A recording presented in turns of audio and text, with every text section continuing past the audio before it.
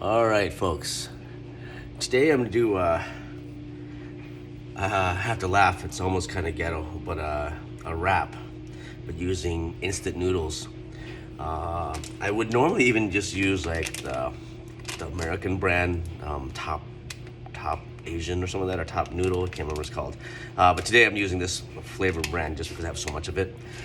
Essentially, all I'm doing is I made the noodle, put the seasonings in it and so forth, let it cool down so it's almost room temperature.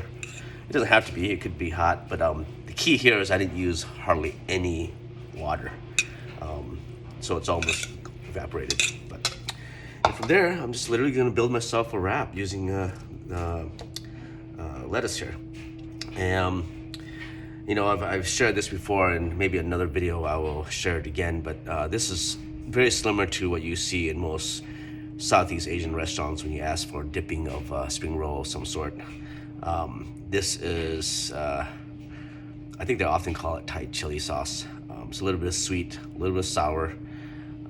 Mine's really spicy. My mother made this with her fresh Thai chilies, with lime as well. I'll dip with that.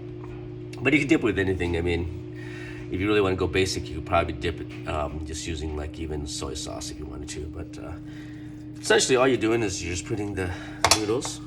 Might have to use your hands. Who knows? Put your noodles here. What's great about this is the noodle is seasoned as like when you're eating it. And it's heavily seasoned because there's no broth. If that makes any sense. Might be a little too much here.